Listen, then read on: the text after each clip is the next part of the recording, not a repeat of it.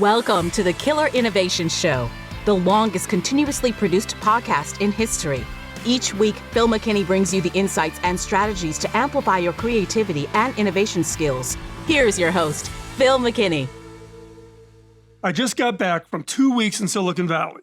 This is a normal set of trips that I take periodically throughout the year. I spent the flight back over the weekend reflecting on what I saw, the patterns, and what's emerging in the Valley.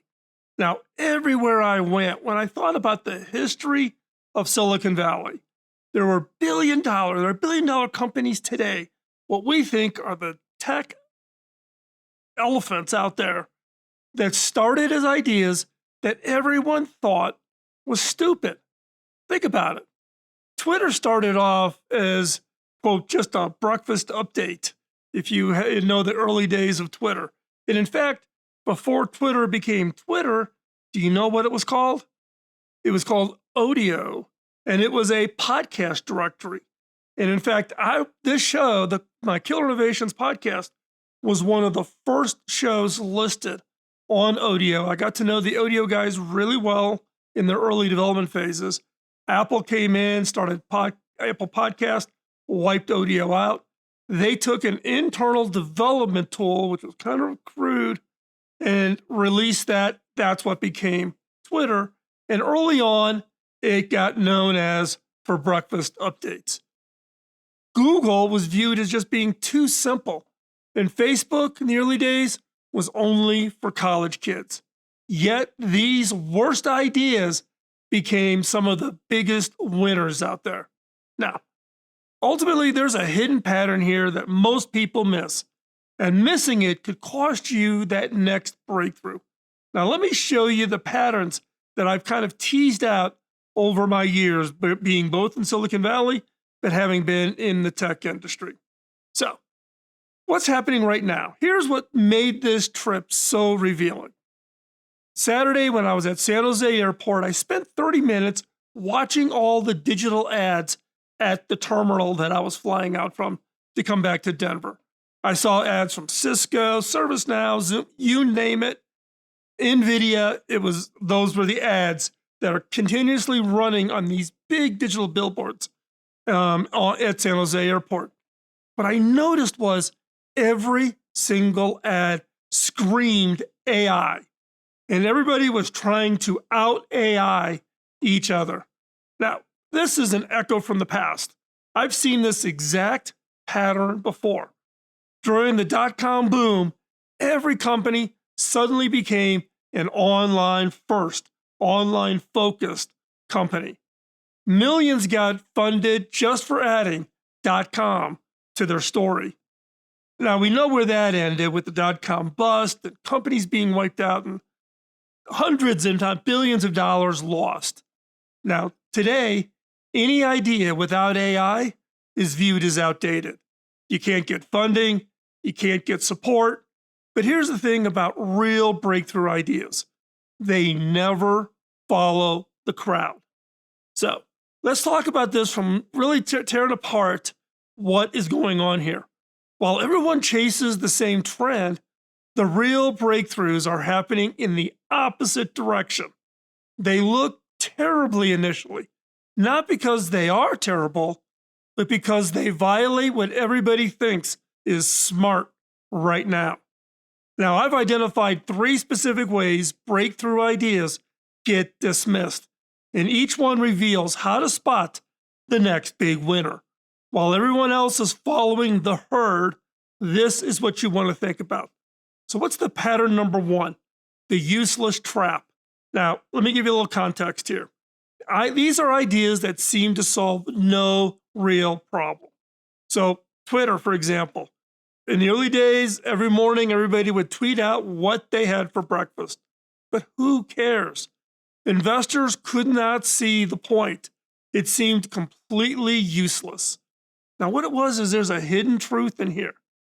But breakthrough innovations don't solve existing problems. They create entirely new behaviors. They meet the unmet needs and the unknown needs of users. These are problems users don't even think they have. Twitter didn't improve existing communication, it invented real time global conversations.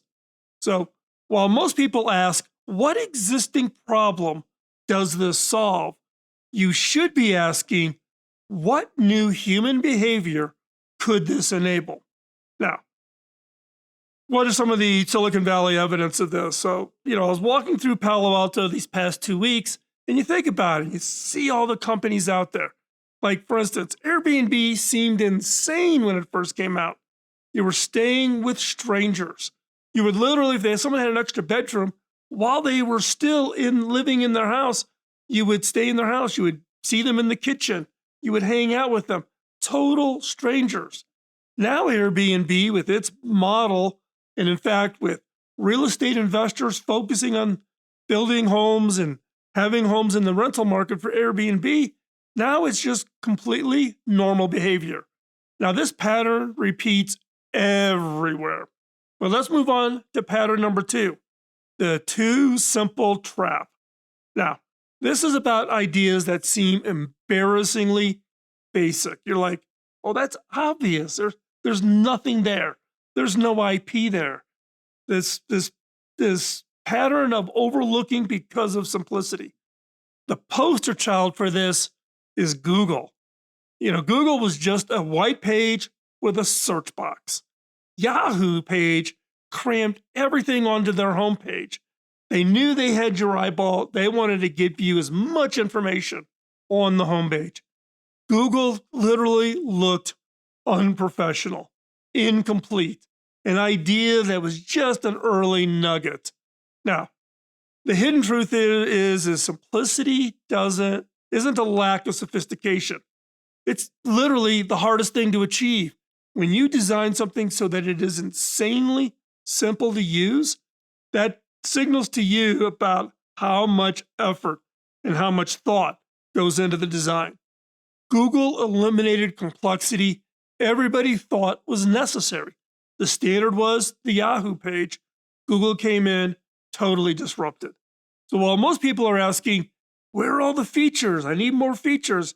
I'm going to stack your features against your competitors. You've got less features, therefore you're less value. You should be asking, what complexity is this eliminating? So, give you a little bit of a personal connection. At HP, I cannot tell you how many HP innovations we missed, almost missed, or started working on and gave up on because of this simplicity. Bitphone being one. Small company, we acquired it. It was for mobile device management, very early in mobile device management, and we totally screwed it up. Because we looked at it and looked, man, this is overly simple. Is there anything really under the hood here? What is this? If we'd really had thought about it in this context, I think it could have been a big, big win. So in this case, we said, hey, they don't look enterprise great enough. How are we going to take this and take it to AT&T and Vodafone and Verizon and Rogers and the big mobile carriers around the world and convince them? But sometimes simple is the breakthrough. Now, pattern number 3 is the belief that a product is going after the wrong market. Now, this is focused on ideas that are targeting markets that seem too simple. Now, for Facebook, in the early days, it was just for college students. In fact, you had to have a .edu email address even get on to Facebook. It was viewed as, oh, you're just going after this tiny little addressable niche market. Why limit yourself so severely? You'll get VCs to say, oh, we need 10 times the market size.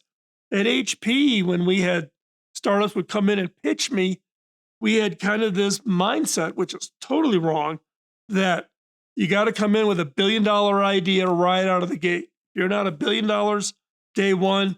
You're not. You're a little ripple in a 120, $125 billion corporation.